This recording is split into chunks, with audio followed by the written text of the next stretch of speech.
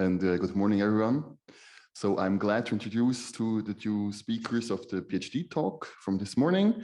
They are both PhD students of the Università della Svizzera Italiana. Margherita's field of research is literature and linguistics, and Immacolata focuses on literature and visual arts. The title of the presentation is the Biblioteca Anatomica, Construction and Methodology of the Digital Library. So, welcome. And I will hand over to you. Where? There we can both see the screen.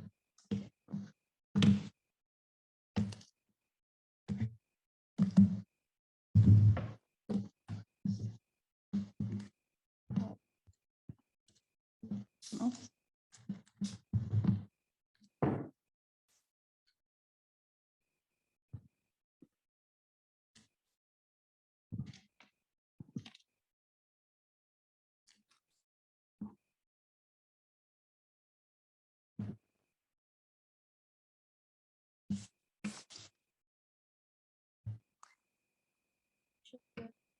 Yes, can we start the PowerPoint? presentation? Yes. Yes, thank you.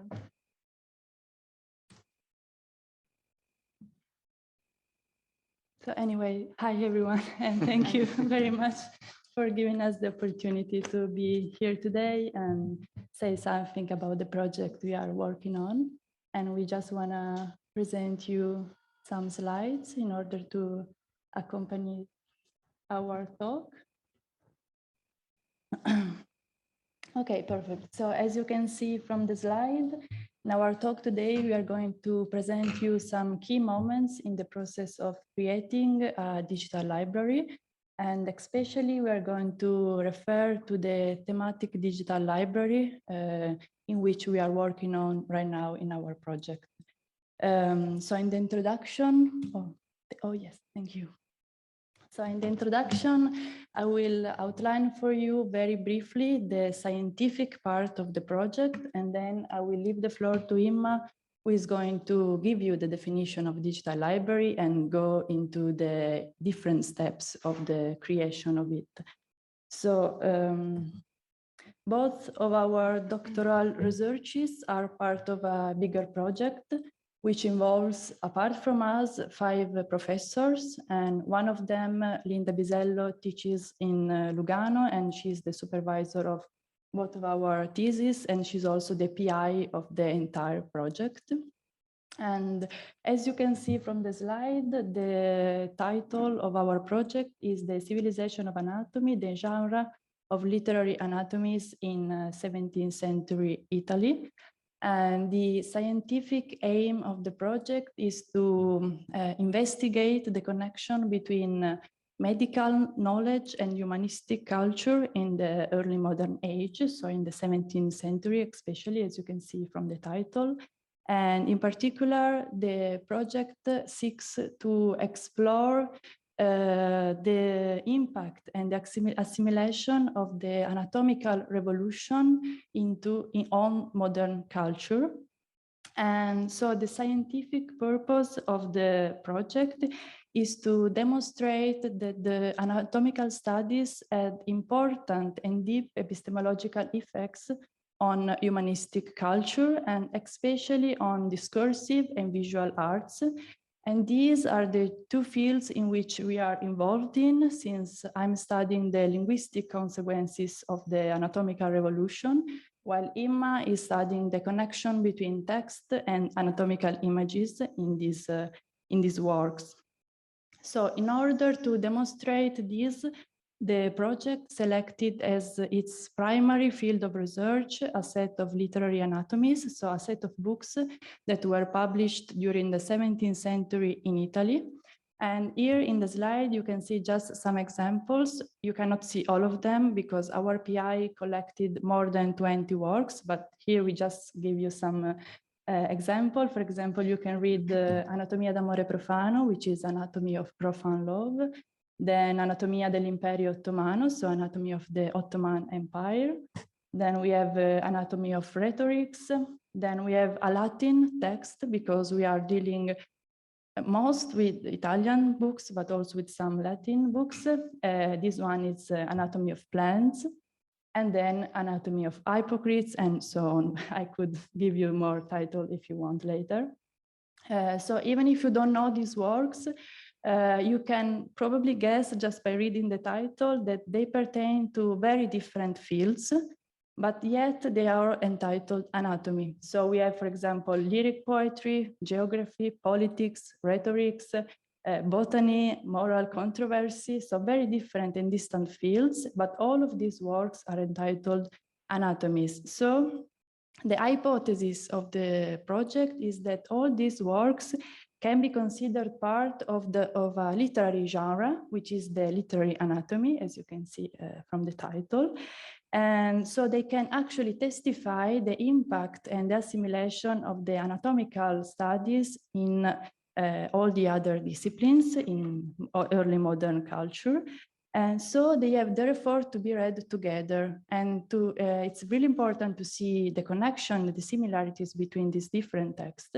So that's why we decided to create this thematic digital library, which is going to be published on the Museo Galileo website. The Museo Galileo is a project partner, so we are working together with them. They are doing, of course, the more technical part of the project while we provide all the scientific information. And on their website, they already have other thematic collection. So we are just gonna, our collection is just gonna be a new one in their website. And so now, just before leaving the microphone to Imma, I just want to tell you that maybe you don't know, but actually most of these works are already available online. So if you go right now on Google Library or on other similar databases, you can actually already find most of these work digitized. So knowing this, someone maybe might ask, so what's the point of our project, since you are digitizing texts that have already been digitized in the past? And yes, this is true, but to date, all these texts are scattered in different websites. So it's impossible to consult them together, and nobody has ever done that. So the aim is a scientific aim, is to collect them and provide the possibility to consult them together. And this is why we are creating this thematic library. So now I will leave. Thank you, Margherita, and thank you, everyone. I would like to start my part of presentation, giving you just a few technical and theoretical informations about the concept of digital library.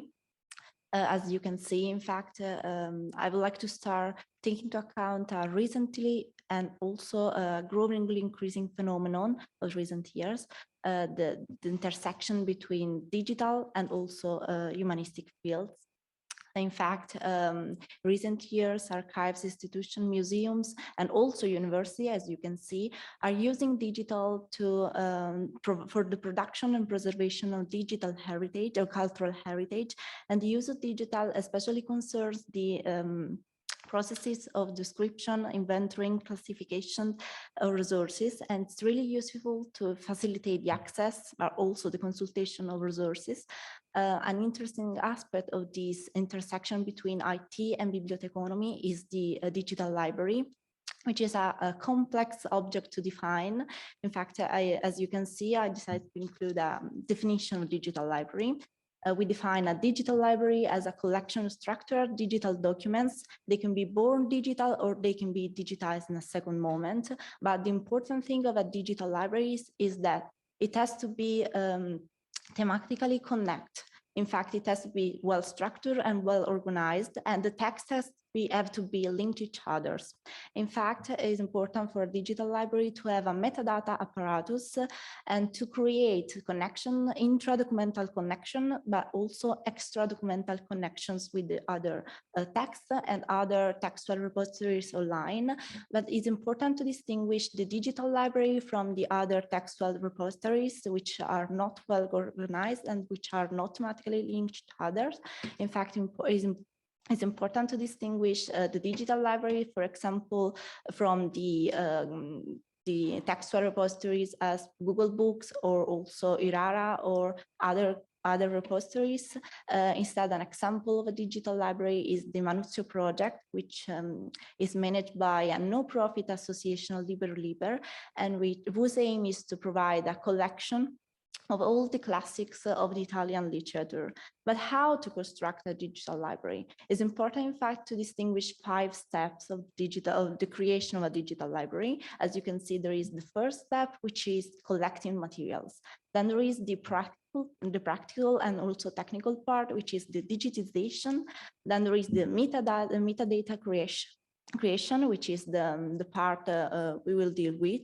And then there is the managing, archiving, and preservation. And the last step is the publishing. I would like to start from the first first step, which can seem the easiest one, but it's not so. In fact, collecting materials is really different, especially because we have to understand what material are we talking about.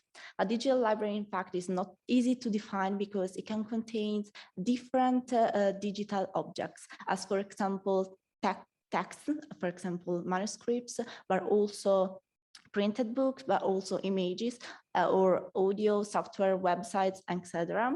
And the most important aspect is that creating a digital library to create a digital library, you can just select a traditional collection and transfer it into a digital collection, or you can collect in materials from different libraries, which is what we did for our Biblioteca anatomica. In fact, as you can see, taking a look at the map, we collected materials from Sicily, from Lombardia, from Umbria, from Emilia-Romagna and Toscana. And there is a concentration of materials in the northern part of Italy. As you can see, in fact, we mostly collected materials from Lombardia, Emilia-Romagna, and also from Toscana. In fact, Bologna, also Veneto, Bologna, Padua, and Florence are the most important cities for anatomical fields, for anatomical studies, and they are also important cities for our case studies. In fact, Lorenzo Bellini, Margherita's case studies related to Florence, Ottavio Scarrattini, my case studies related to Bologna, and then there is Padua, which is Vesalius city, and so it's really important for anatomical studies. But the most big deal when you decide collecting materials from different libraries is bureaucracy. In fact, in Italy, we don't have uniform legislation for digital libraries and also for collecting materials. In fact, publishing digital text not just requires a cost for the digitization, which can go from the €5 to the 2,000 euros, but it also requires a cost or just permits for publishing. In our case, some libraries give us permits for free because sometimes for study and research purposes, libraries gave us permits for free. In other case, instead, Biblioteca Foligno, for example, asked for a minimum contribution of €80. So other libraries decide to give us permits for free, but forbade us the download of text. Second step is instead the digitization. As you can see, it's the practical part, the technical part. What does it mean to digitize the text? It doesn't mean to transfer an analog object into a numeric format, into a digital signal. But how does it happen? It can be, a text can be digitized by scanning by digital cameras or transcribing it manually or with an OCR, which is software of optical character recognition. As you can see, I included an example of digitization realized by the Biblioteca Nazionale Centrale di Firenze by digital cameras. In fact, we have a photographer which follows the indication gave us by the Museo Galileo. Museo Galileo, in fact, selected the parameters for the digitization for master copy, the TIFF resolution format without compression and high resolution, and for the web format instead the JPG quality 7 format. For us is also the scanning scanning way to digitize the text is the most expensive way, even if instead the OCR, the transcription of text, is the cheapest way. But OCR are not flexible at all. In fact, OCR can be used just for typewritten text and not for manuscripts. And also sometimes it requires more time to correct a page transcribed with the OCR than to transcribe it manually. Probably we will transcribe just one text, which is the Antonio Zara Anatomia Ingegnerum Scientiarum, written by Antonio Zara.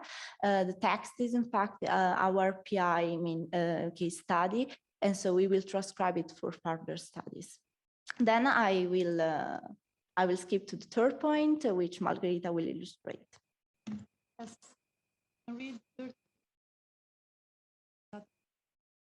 And I would say that it's one, especially for two reasons.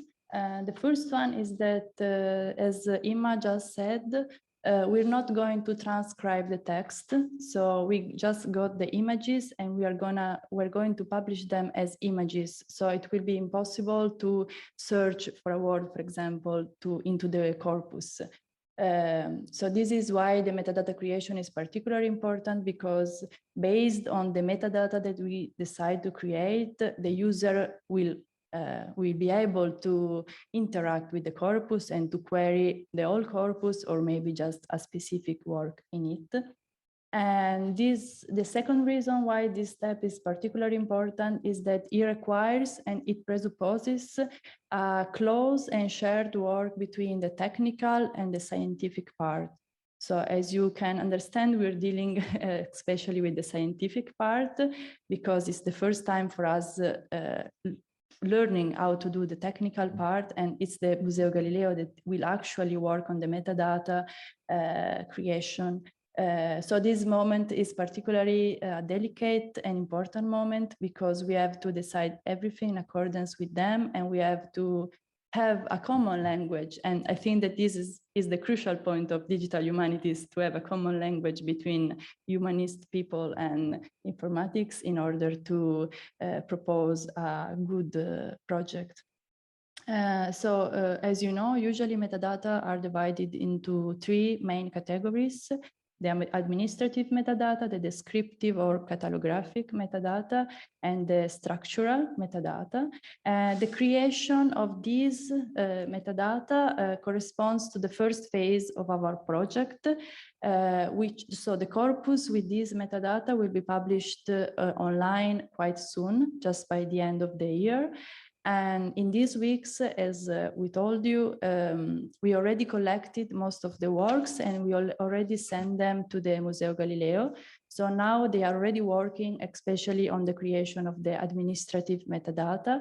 And as you can read, they are doing that following some specific standards, the MAG and METS standards. The second one stands for Metadata Encoding and Transmission Standards, and it's an international standard followed by the Library of Congress of Washington, and we can consider it as an international standard for libraries in order to create a coherent set of administrative metadata for the digital objects.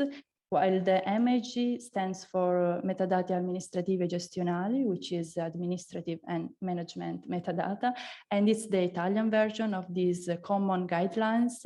This standard was fixed around 20 years ago, and now is followed by all the Italian libraries for the catalogation of the digital books, but not just books, also other kind of digital resources. But of course, we're not really dealing with this part because it's exclusively technical. So we are dealing more with the descriptive and structural metadata. So regarding the descriptive one, we can say, of course, that they describe the resource. So they tell everything we need to know about a resource. And in our case, we will have all the traditional information that you can always find when you look in a digital catalog. This example is from a work, the Anatomia Celeste from the Girolamo Diedo, and it's Celestial Anatomy. And this is a work of our corpus, so it's going to be in our thematic collection. You can already see it in the Museo Galileo website because they already digitized it years ago. And so we can already give you an example, even if our interface is not going to be exactly the same, but the content is going to be that one. So we're gonna give, of course, all the basic information like the main author, the title, the publishing information, and maybe also a physical description of the work. But then we are also going to do something else that is not written in here, which is a short introduction of each work. And we want to do that to include this information in the descriptive metadata, because as we said before, for us it's particularly important to explain why we decided to include each work in the corpus. So we will give you this information, and also because most of the works we are dealing with are not really known or studied. So we want to at least give some information about these works. And then regarding the structural metadata, we can say that they describe how the digital object is structured internally. So in our case, this is an example from the same work. We have the digitized work, and then on the left, we have all the chapters that are contained in the work. And now I cannot do that, but if by clicking on the chapter, you will also be able to see all the paragraph and small like sub-chapters if there are. And also there will be a gallery of images for the work that actually have images, not all of them, but a lot of them. But Imma will tell you more about the image part. So as I said before, this corresponds to the first part of the project, and it's quite a traditional part. So you will find all the information that you usually find when you look at a library catalog and to other, maybe some other thematic libraries. But then we're also going to work on the semantic metadata, and this corresponds to the second phase of the project, and it will take us much time. So we're going to work on this in the next years, and will be published the final version of the thematic collection by the end of the project, which is going to be in 2026, because we are just at the very start of it. And we will do that thanks to the software Synapse. But again, Imma will tell you a little bit more about how this software works. For now, I just want to give you an idea of what do we mean by creation of semantic metadata. So in this second phase, we are going to create navigation paths thanks to a thematic index. So what do we mean by thematic index? We are gonna create a lemma of words. Each of them identify a key concept of the corpus. This means that we are going to highlight everything we consider noteworthy, and we will give the possibility to the user to navigate throughout these concepts. And as you can see from the images, these are all images taken from the different works of our corpus. It will be possible to see not just in which books the concept is treated, but exactly in which chapter, or maybe even in which paragraph, or also in which image the concept is present. And not only this, because we won't only give the possibility to see the connection between the works of our corpus, but we'll also open the possibilities of connection to other digital resources that have been published maybe by other libraries or other cultural institutions. But now the question is how to identify these concepts without ambiguity. So how to be sure that when you click on an entry of our lemma, you will be connected to our works that actually concern with the same topic. We are going to do this thanks to the Nuovo Soggettario, which is a project curated by the Biblioteca Centrale of Florence. Here in the slide, you can see the latest version of this of the Nuovo Soggettario guide, which was published in February, so a few months ago, and it's available online in open access, so everybody can download it. And on the left part, you can see the thesaurus, which is the interface where you can actually look for the words. So the nuovo soggettario is the most important Italian instrument for subject indexing. So it proposes a conceptual analysis of the digital resource, and therefore it produces a semantic cataloging of these digital resources. So that's why we call them semantic metadata, because we are working on a semantic analysis of the works. And to date, the nuovo soggettario contains 68,000 entries, which are quite a lot. So in our index, we are going to connect our words to the one that are already present in the nuovo soggettario. But not only this, we are also going to propose to the Biblioteca Centrale some new words that have never been included in the nuovo soggettario. For example, the term literary anatomies, in Italian, of course, anatomia letterarie, which is the main concept of our corpus, which includes all of our works.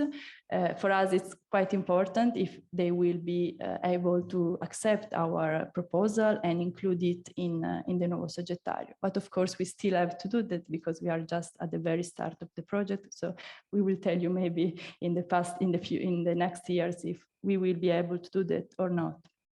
So just before leaving again the microphone to Imma, I just want to tell you that I don't know if you noticed that, but I was, until now, I kept talking about digital resources and not just about books. And I did that on purpose. I used a wide term on purpose because the subject indexing doesn't concern only the books and the written books, but also all other kinds of digital resources, like, for example, video, audios, and also images, of course. So that's why now Imma is going to give you some example on what we're going to do with the images contained in our corpus. Yes. As Margherita already said, I will deal with the iconographic part of the corpus. I will deal with the anatomical images. In fact, 6 of 21 texts included in our Biblioteca anatomica contains images. As you can see, I included here 4 different images, but just one, the one on the left, is related to anatomy, or is clearly related to anatomy. Instead, the other ones have to be contextualized, have to be explained. Why are they anatomical images? We will do it through metadata pages, through the creation of metadata pages, where we will explain the significant, but also the connections through these different images. And also the images will be searchable and questionable through different categories. As you can see, I selected 5 different categories. The first one is the author. We will search the images through the author or the painter, the engraver, or through the genre, as for example, the portrait, or also the artistic anatomy, as for example, in the case of Bernardino Genga, Anatomia per uso e intelligenza del disegno, which is an artistic anatomy, or also through the genre, also, for example, the emblems. In fact, I will focus on my case study, especially on my case study, which is L'Uomo e Parti Figurato, written by Ottavio Scarlattini, which has a huge iconographic apparatus consisting of emblems, but also hieroglyphs, are used, as you can see in this picture. Then we will deal also with the religious anatomy, as for example, in the case of Baralis, which applies anatomy to the shred. And also with the handwriting, as for example, in the case of Curione, which applies anatomy to the handwriting.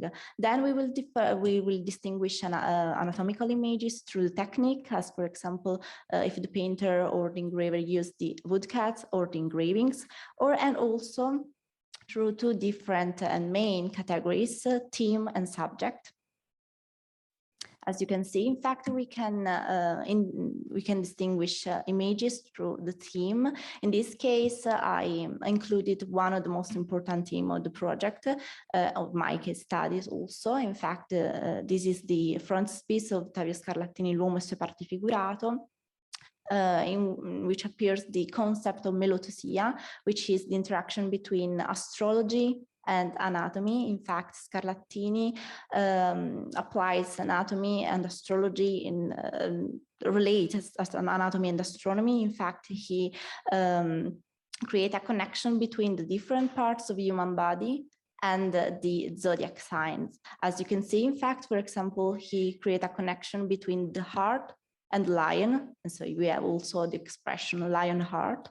And through different keywords, we can create connection with an intra or extra documental images or extra documental repositories. For example, melothesia can be related to another image, the Kirken image of the zodiac man, or also with other texts, other images, as for example, the Francesco Minniti Armoniastro Medico-anatomica.